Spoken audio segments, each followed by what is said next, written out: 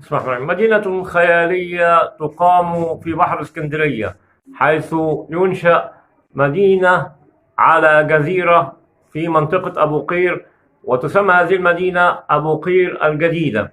وهذه المدينة تعتبر من الجيل الخامس، حيث أنها تعتبر من أحدث المدن الجديدة في مصر.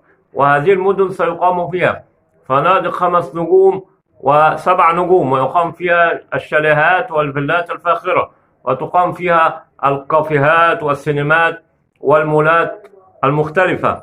هذه المدينة هي أحدث مدينة على شاطئ البحر المتوسط، مدينة فاخرة ساحرة وخيالية، سوف تقام على أرض مصر، وتكون فخر لمصر في الإسكندرية، لتضاف إلى الإسكندرية عاصمة مصر الثانية وعروس البحر المتوسط، تضاف